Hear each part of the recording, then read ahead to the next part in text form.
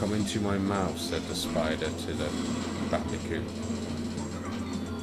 That sounded slightly dirtier than I meant it to.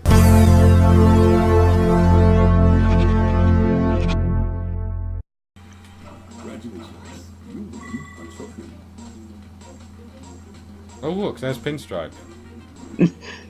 So he is there. So I was right for once. And I wasn't SW3 Ishida. To access this track, you must first collect the number of trophies required to turn on the warp pad. To get trophies, you must race other open tracks and come in first place. I am fucking aware of how to get trophies. I've already got 13, you stupid plank of wood. Can I just point out that the lip syncing there was absolutely top notch? Crash Nitro Court, shifty eyes as the foreshadowing begins. I don't know how to get to the next track. This is a problem. Oh look, it's Tiny's. Oh, here we go.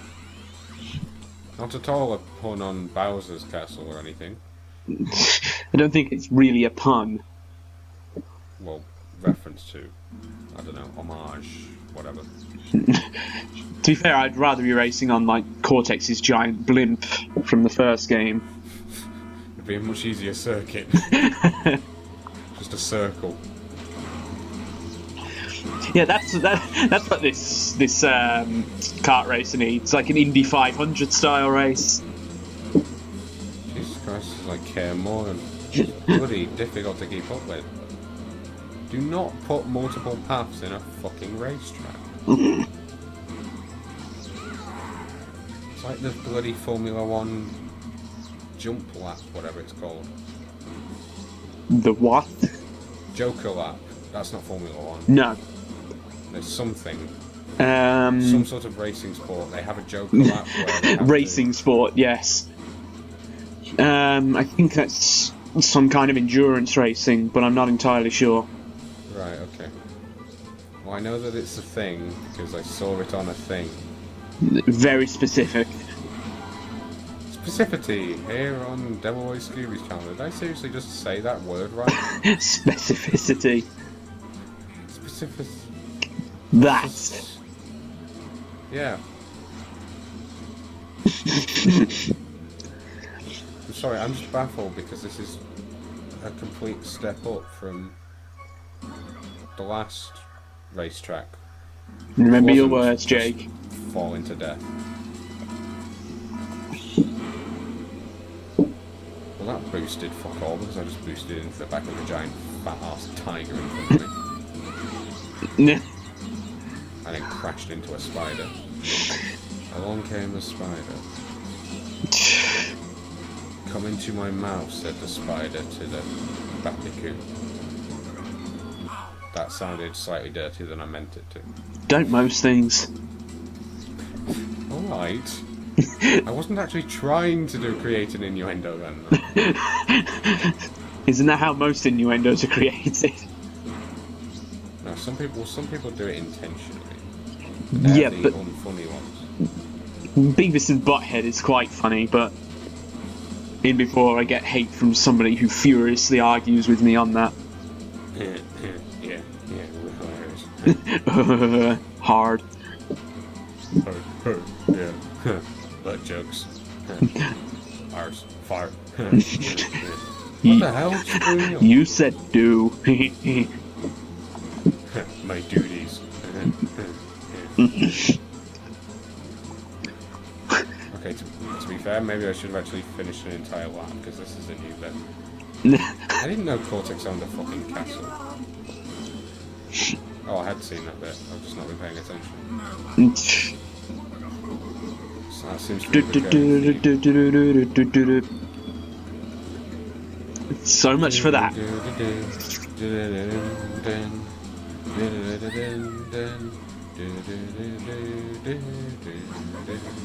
I think that was Thomas the Tank Engine.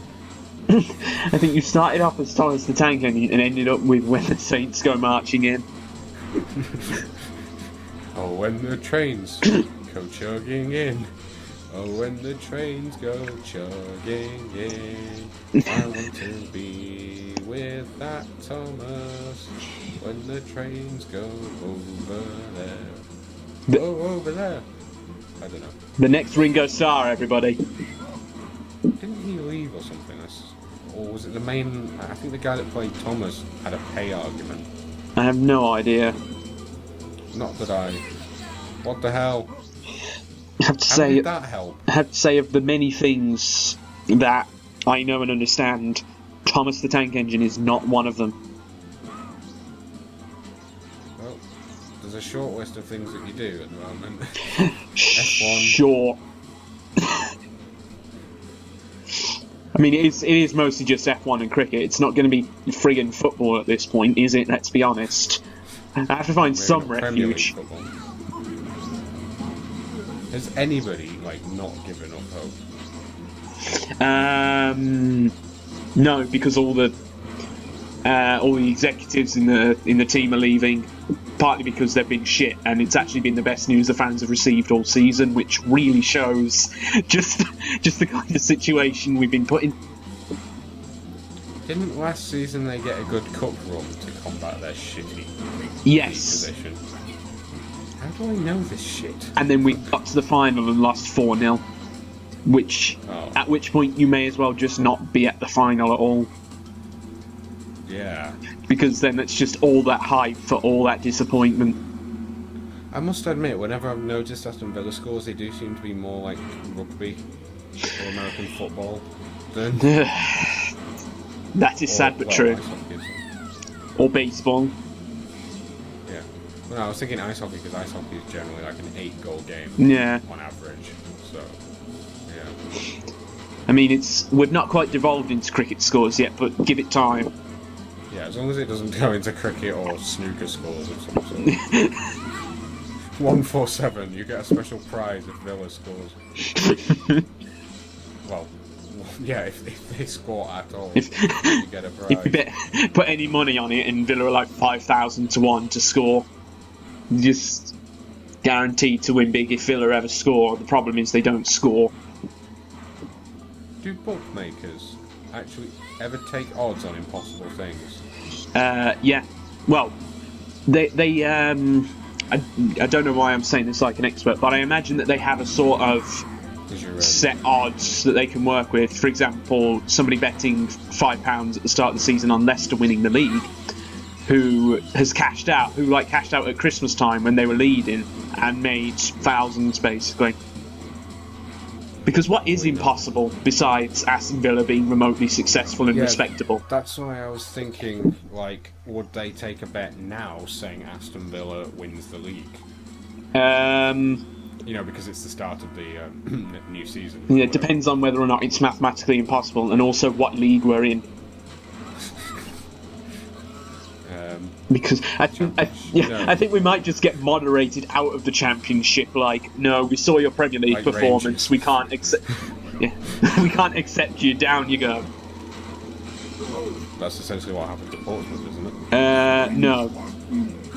Well, Portsmouth got relegated through normal seasons, if you like, rather than just being kicked straight down. Rangers got kicked down because they'd run all sorts of financial irregularities for about 10 years previously. Right. Villa have no irregularities, just the irregular fact that none of the owners give a shit. Remigard's no face is a bit flat. So would you be if you never slept. I know, because I've seen you when you've never slept. Have you? You Twitch stream while complaining that you've not slept, so I'm going to have to take your word for it on that one. That was great, because yesterday I slept through my mother arriving to pick me up. That was great. I mean, there are ulterior reasons for me sleeping through, but still. One moment just hoping that you don't get noticed. Yeah. Well, luckily nobody can actually enter my room without... The problem is I had a power cut and I was actually trapped in my room. Because I don't have a handle on a pull door, and it's electric operated. Because forethought. They actually came and changed that. That sounds very, very poorly planned. It is. Considering the amount that it costs for like stupid places to live and stuff, you would really think they took every care to be sensible.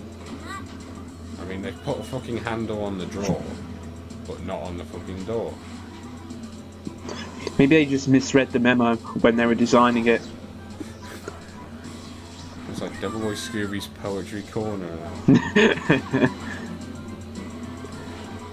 I like how Cortex is castle, Cortex is fifth. He doesn't know his own circuit very well.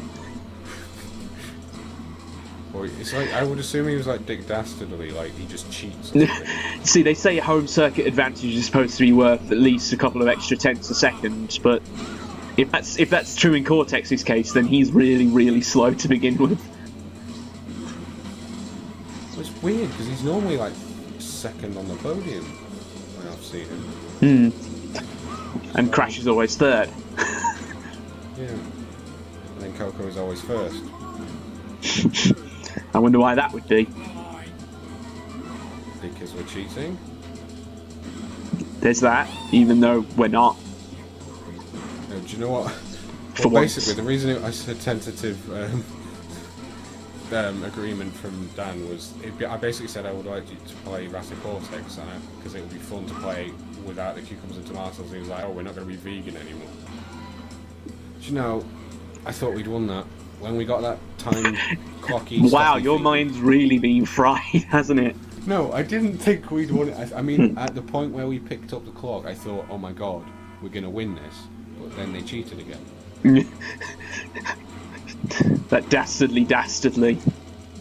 It's basically just Dick Dastardly is in charge of these races. I have a vague recollection that there's a Wacky Races video game somewhere in existence. I mean, it seems like I feel like it would be a thing. Yeah. It would make sense as a video game, whereas a lot of things don't. It's like Rick and Morty, the video game or something. It seems a bit weird. Or South Park video games, whereas Wacky Races, you can actually see that as a racing game. Yeah. It's more plausible than The Simpsons Road Rage. That's not to say The Simpsons Road Rage isn't fun, though. Simpsons Road Rage is really fun. You know, my mum actually said to me yesterday, have you ever thought about playing Hit and Run on YouTube? So attentive of her. Yeah, now it's fine. It's got past the stage where I force them to watch my videos. This is not going to get done tonight, is it? No. I'm just going to be terrible.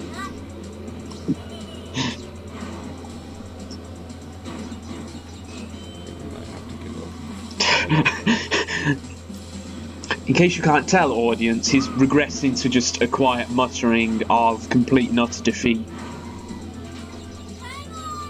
Yeah, I'm thinking I could either try this again with alcohol another day, well, I'll have to, or, I don't know, throw the controller across. The thing is, in my room at home, there's not much room to have rage fits.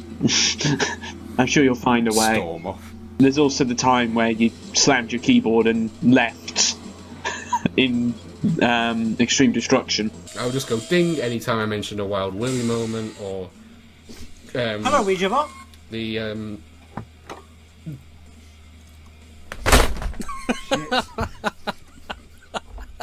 Fantastic. that was actually just a forehead plant.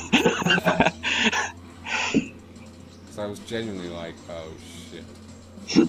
Hey, maybe if MimeFan comes back, he might get a fucking proper microphone. Alright, he doesn't watch. Hint, hint. Very subtly hinting.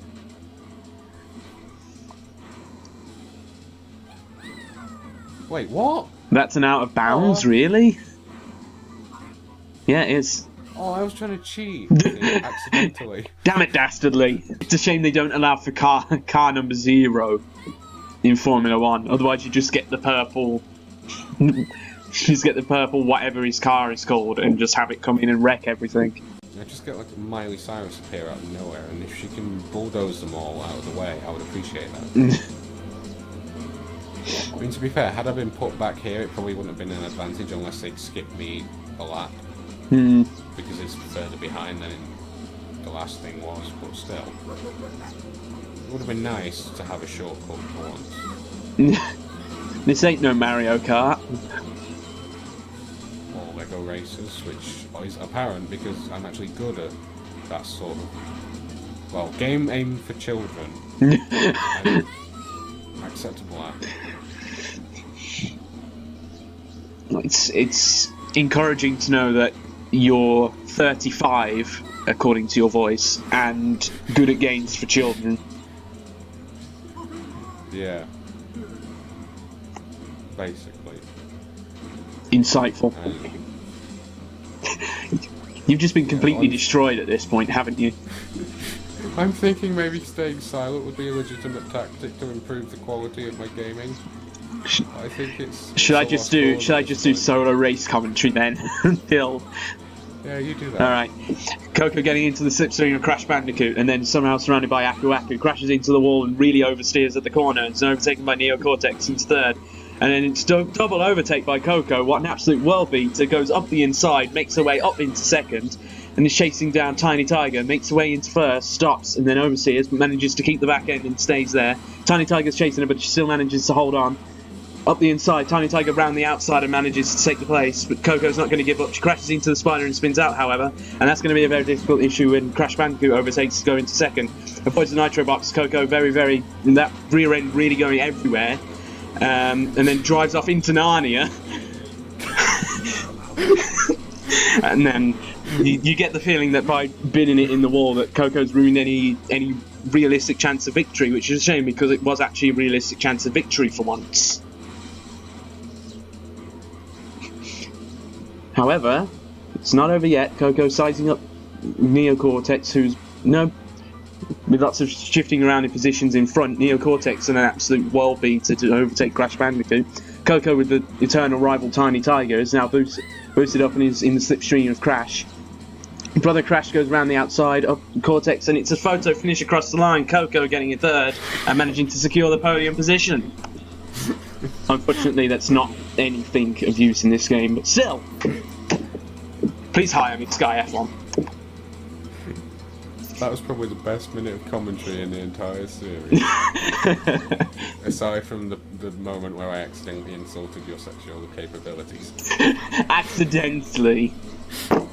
I don't know. Yeah. I'm hoping you can hear, but I'm making big inverted commas into the microphone when you say accidentally. Well, this was a failed part, but I hope you all enjoyed it. I've been DevilboyScooby. And I've been your race commentator, SW3 Ishida.